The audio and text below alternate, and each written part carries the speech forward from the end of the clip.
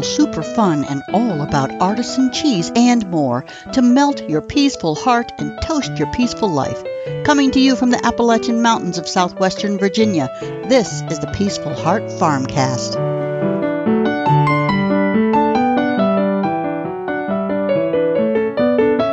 Hey, this is Scott Hall from Peaceful Heart Farm, and you are listening to the Peaceful Heart FarmCast.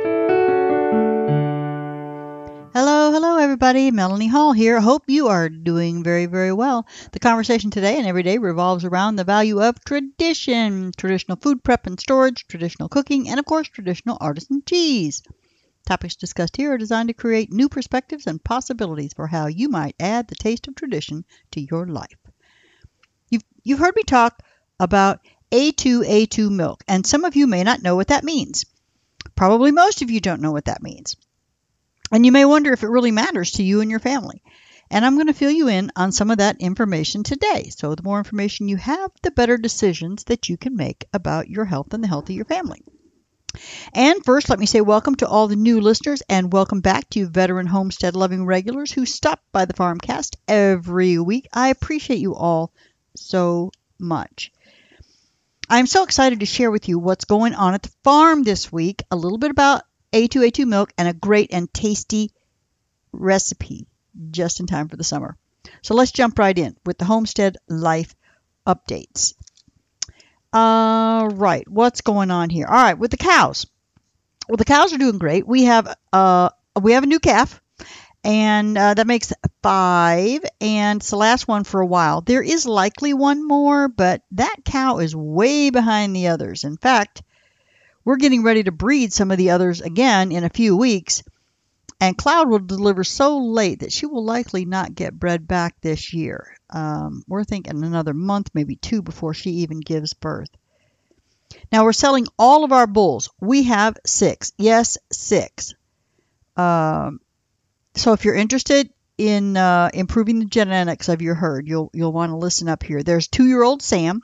He is 95% Normandy genetics, and he's the sire of this year's crop of calves, and they are gorgeous. Then we have 1-year-old Ray's Rocket. Mostly we call him Rocket Man. So he's ready to go. He will be able to breed your cows right now. And lastly is the group of newlings that were born this year. All 4 bulls are for sale. Some are currently being negotiated for, but I'll put a link in the show notes to the Facebook page where all of the information about these calves can be found. Or you can follow us, Peaceful Heart Farm, all one word, on Facebook. So again, if you're looking to improve the genetics of your herd, this is the bull for you, the Normandy genetics. All right, the sheep and the goats. Oh, Lambert is so fat right now. He will continue receiving his bottle twice daily until nearly all of the milk replacer that I have is gone. Then I'll switch him to once a day for a week, maybe 2, before weaning him off completely. And he'll be doing just great. I could probably already start right now, but I'm going to wait until I'm going to use up all the milk replacer that I have. Now, if you want to get a whole or a half lamb, speak up now. It'll be months yet before these are ready for your freezer. But we have 1 or maybe 2 half lambs currently available. So a whole lamb yields like 30 to 35 pounds, sometimes a little bit more of meat. Half lambs are going to be half of that. And you can see the cuts that come on a whole or a half lamb on our website. Go to www.peacefulheartfarm.com/shop/lamb-package. Or you can just go to the shop and you'll find it. But the lamb package is what you're looking for. All right, the orchard and the garden. There's always so much going on around here that a lot of stuff gets kind of pushed back. Things like birthing, gathering and storing milk, making cheese, taking care of animals, those all have the highest priority. The garden and the orchard, not so much. My garden is still overrun with weeds, though I was able to dig out my carrots, and surprisingly, there are a lot that beat the grass. Um, Watering actually does have, the garden does have a priority, or it would just all simply die. Um, Other stuff slows down or stunts the growth, the weeds and not being able to fertilize and such. But that watering has to happen. And the bottom line is we will still get a crop, but perhaps not as large as if we'd gotten the weeds out and fertilized more often. And the peas are just such a crop. They're producing like mad, even though they've got weeds all around the bottoms of them, but they're climbing up a little bit of trellis that we set up for them. And I'll be probably picking them within a week, I think. Then they'll have to be processed in some way. I'm scaring myself with all that. There are just not enough hours in the week. I still don't even have everything planted. The green beans need to be put in the ground. The peanuts need to be replanted. I have no idea why not a single one sprouted. And the eggplant is going to wither away to nothing if I don't get it out there in the garden. It's still under the grow lights inside. And again, everything needs to be weeding. Everything needs to be fertilized. In the orchard, Scott is diligently digging out the orchard from the waist-high grass. It would be really great if we could graze some of the animals in there, but they all eat the trees. We're still investigating how to get the sheep in there without having them raise up on their back legs as high as they can and eating all the leaves off the branches they can reach. And the goats are a complete disaster anywhere near the orchard or the berries, because they're going to eat the bark and the twigs and the small branches off of the trees, and they'll kill them eating the barks off of it. They like to eat woody stemmed plants. They will decimate blackberry vines and blueberry bushes. No, we don't want them anywhere near the orchard. On the upside, though, they did a really good job of clearing out the wild blackberries on the island in the big pond. It is now quite pleasant to sit out there and enjoy being surrounded by water and nature, where before it was just this huge blackberry patch that you couldn't even walk around in with all the thorns. All right, let me talk about the quail. We are newbies with the quail, and it is unbelievable how quickly those quails grew. They outgrew their brooder box a good week before we had planned, and outside they went as we were and are having a warm spell. Now there were a couple of cool nights out there, but these are wild birds, and they fared very well. They are only barely over 2 weeks old, and they are fully feathered. The tiny birds that were barely the size of a golf ball are now the size of a baseball, perhaps even a softball, and fully feathered, as I said. It's amazing. 2 weeks old. Now, they will begin laying eggs in as little as 6 weeks from now. Yum, yum. We look forward to it.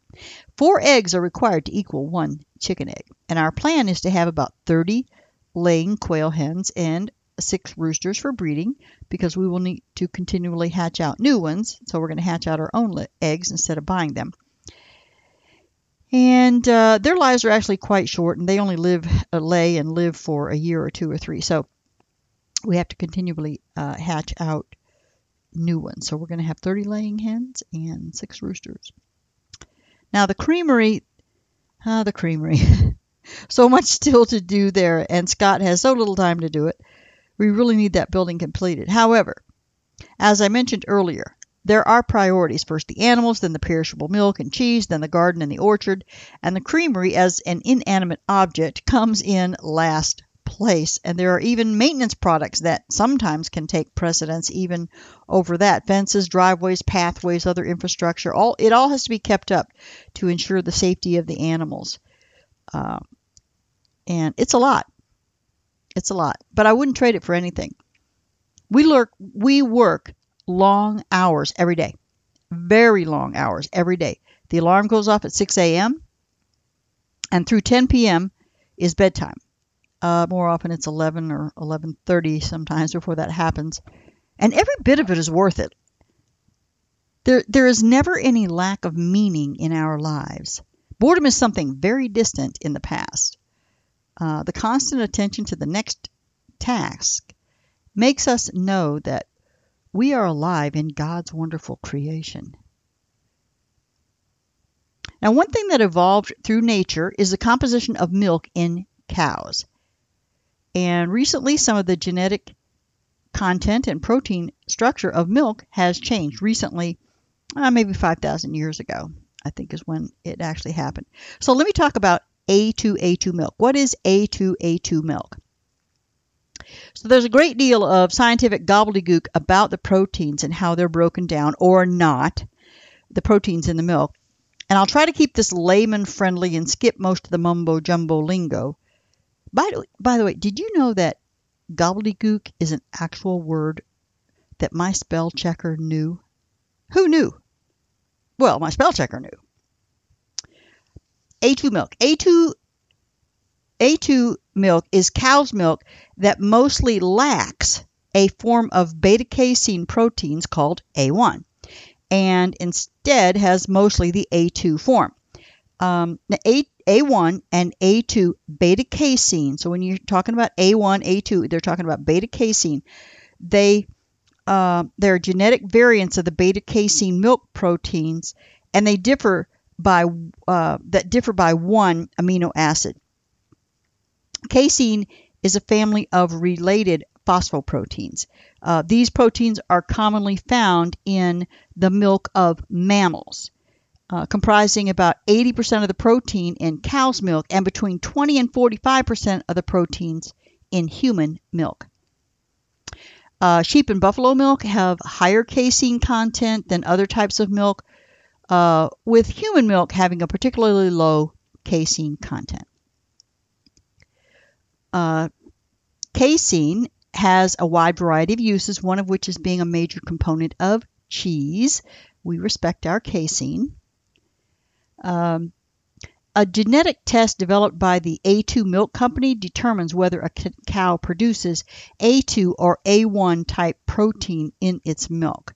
The test allows the company to certify milk producers as producing milk that does not metabolize to beta-casomorphine, which is an opioid peptide or protein fragment derived from the digestion of milk protein casein.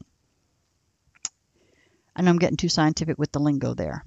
All that means is that the chemical composition of A2A2 milk may benefit our health because it is digested without inflammation that may arise from BCM produced by A1 beta-casein. So it is the actual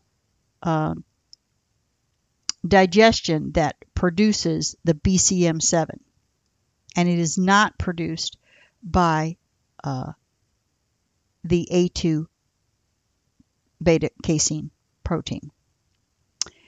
Now, consequently, A1 proteins may be detrimental to our health, and that causes great pushback from the gigantic dairy industry, as the A2A2 genetics is rare in Europe, except in France, where our cows are from, and the A2A2 is rare in the U.S., though there is a breeding program that's happening right now to, expand it because of the research that's being done. That would really disrupt the dairy industry's operation if their milk was found to be harmful, while others had milk that was beneficial. And as with so many health-related topics, the science is divided on whether or not there is reason for concern regarding the A1 protein in milk, whether there are adverse health effects from its consumption. And personally, I'm erring on the side of caution, as I do with so many other foods. I'll go with tradition as opposed to modern fads in nutrition. So we are breeding our cows for A2A2 genetic confirmation. And when I say modern fads in nutrition, I mean everything that came pouring out of the 20th century that continues to pour out in the 21st century. I'm talking about the whole 3 square meals a day, the food pyramid, the modified food pyramid. I'm talking about low-fat diets, vegan, vegetarian diets, the Mediterranean diet, the South Beach diet, and on and on. All of these so-called nutrition experts are literally experimenting with our health as human beings. We evolved over thousands and thousands and thousands of years eating locally grown food, whatever it was. Historically, in the tropics, the diet was heavy in fruits, nuts, and greens. In Alaska, fat predominated. In other regions, protein was the main source of dietary sustenance. You must find what works for you. And that kind of brings me back around to the A2 milk. A little bit of its history and how it might work for you. In the 1980s, some medical researchers began exploring whether some peptides, including peptides from casein, that are created during digestion might have negative or positive health effects. All right, so just in general, they're researching peptides, and they also were looking at the peptides from casein. And they're looking at digestion. An interest in the distinction between A1 and A2 beta-casein proteins in milk began in the early 1990s via epidemiological research and animal studies initially conducted by scientists in New Zealand. So the scientists' correlation between the prevalence of milk with A1 beta-casein proteins in some countries and the prevalence of various chronic diseases is what they're looking at. So the research generated interest in the media as well as among the scientific community and entrepreneurs. We're jumping on the bandwagon as well.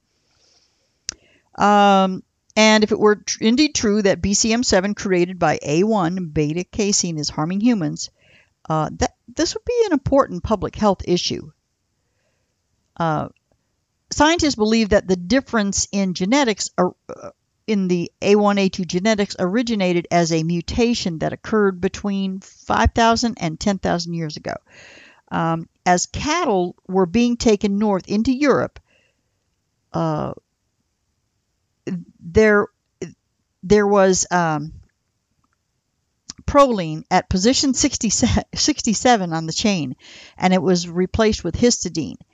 Again, I'm into the scientific stuff, but the mutation that subsequently spread widely throughout herds in the Western world through breeding programs. Whatever the breeding programs were, they were breeding more A1. Now, the percentage of A1 and A2 beta-casein protein varies between different herds of cattle and also between countries and provinces.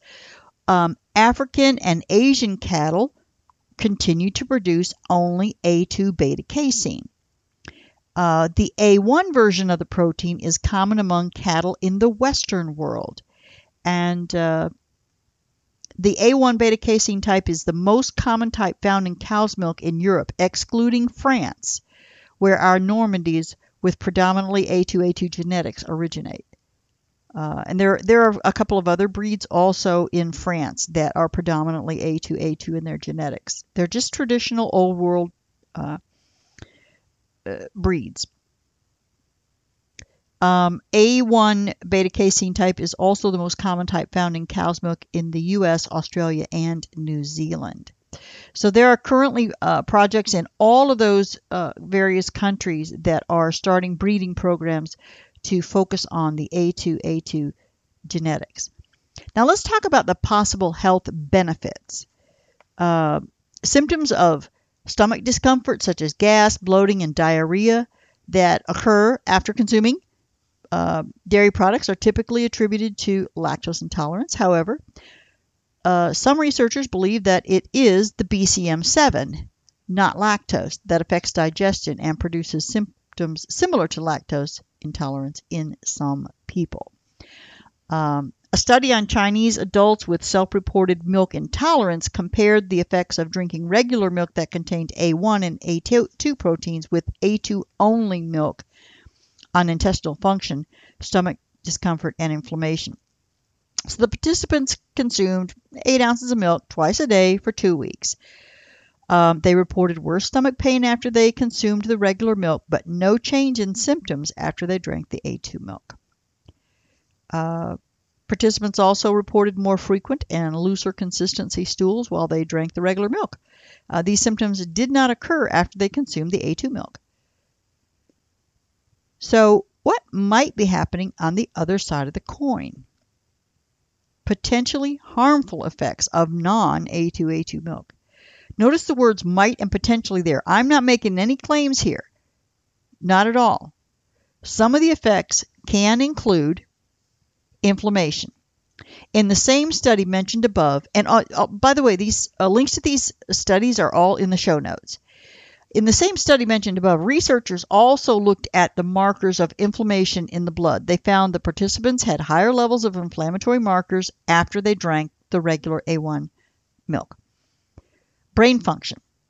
The research showed that milk could impact brain function. Study participants took longer to process information and made more errors on a test after drinking regular milk compared to A2 milk.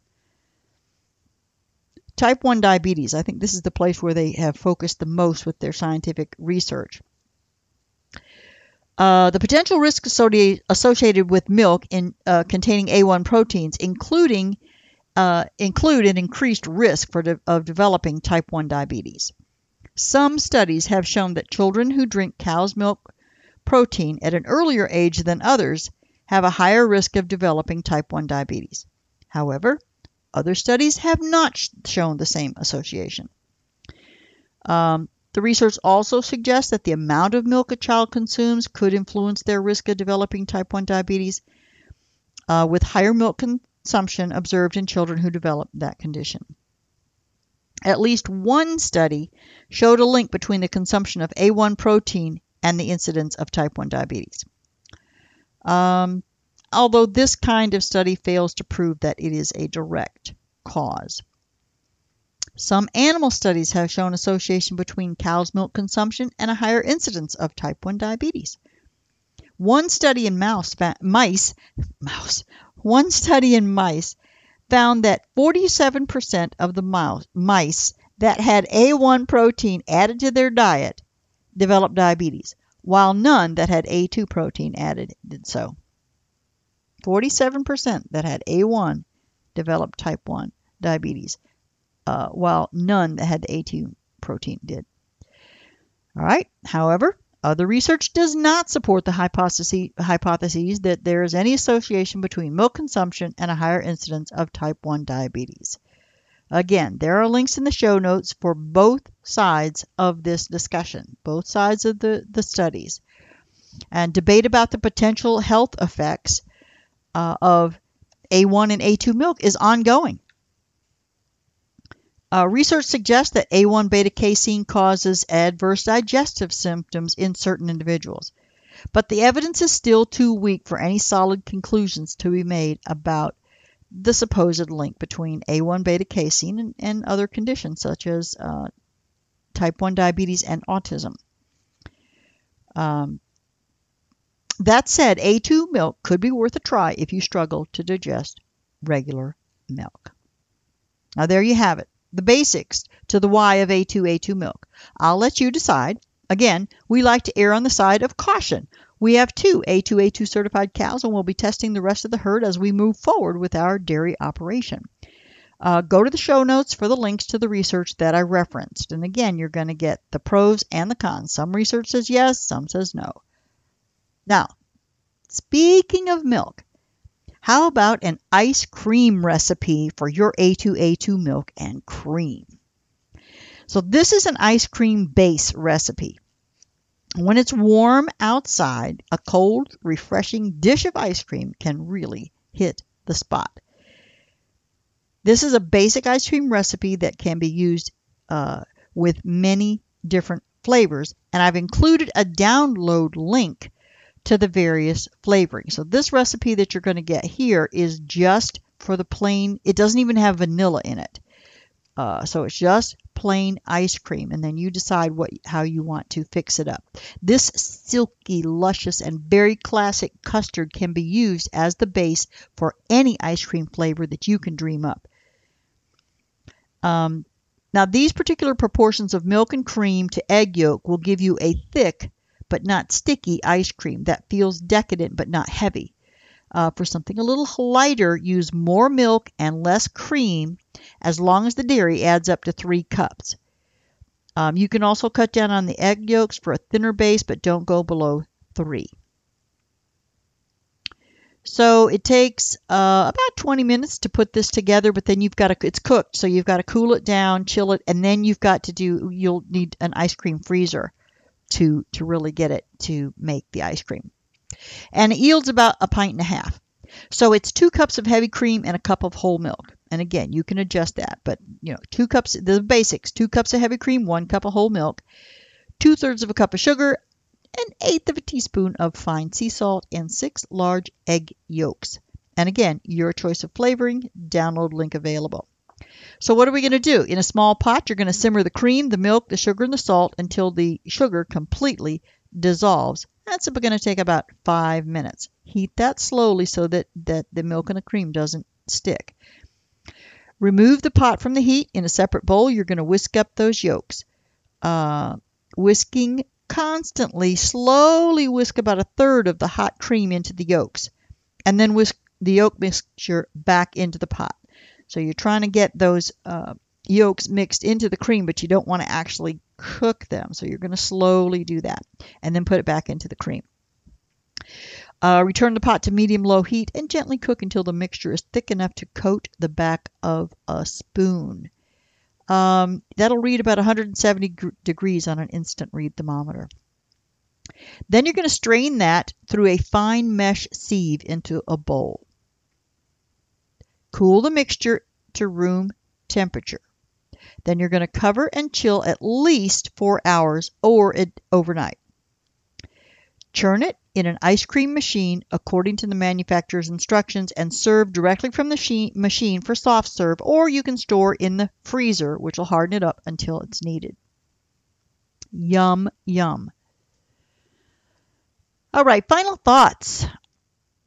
I hope your days are filled with as much love and joy as you can stand. We love our lives here. Yes, we are busy beyond belief. Yes, it's a little stressful sometimes. I just find it so fulfilling.